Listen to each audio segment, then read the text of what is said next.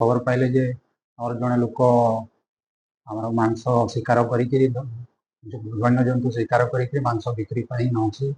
ତେଣୁ ଆମର ଷ୍ଟାଫ ଯଥାଶୀଘ୍ର ଆମର ବୁଢ଼ୀବିଲ ଗ୍ରାମ ନିକଟରେ ଡ୍ୟୁଟି କରୁଥିବା ସମୟରେ ସେମାନେ ବୁଢ଼ୀବିଲ ଗ୍ରାମ ନିକଟକୁ ରାସ୍ତାକୁ ଆସିଥିଲେ ଏବଂ ସେ ଦଣ୍ଡାଧର ଆଡ଼ୁ କଙ୍କଡ଼ା ଆଡ଼କୁ ଆସୁଥିଲା। ଲୋକଟିକୁ ଅଟକେଇଲା ପରେ ସେ ବାଇକ୍ରେ ଲୋଡ୍ କରିଥିବା 2ଟି ବ୍ୟାଗ୍କୁ ସର୍ଚ୍ଚ କଲା ପରେ ତାର ମିଳିଲା ସେଠି କୁକୁଡ଼ା ମାଂସ ପ୍ରାୟ ଆମର 12.5 କେଜି ଏବଂ 2ଟା ପ୍ଲାଷ୍ଟିକ ବ୍ୟାଗ୍ ଆଉ ବାଇକ୍ ନମ୍ବର ହେଲା ଆମର OR06J5018। ତାକୁ ଉକ୍ତ ମାଂସର ସରକାରୀ କାଗଜପତ୍ର ବା ପାରମିଟ୍ ମାଗିଥିଲେ, କିନ୍ତୁ ଘଟଣାସ୍ଥଳରେ ସେ ଦେଖାଇ ପାରିନଥିଲା।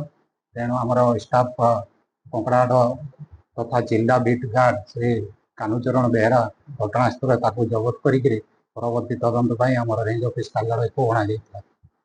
ଆଉ ଆଜି ତାକୁ ତଦନ୍ତ କରିକିରି ସେ କୌଣସି କାଗଜପତ୍ର ଦେଖାଇ ପାରିନଥିବାରୁ ଆଜି 6/6/2024ରେ ତାକୁ କୋର୍ଟକୁ ଫରୱାର୍ଡ କରାଯାଇଛି।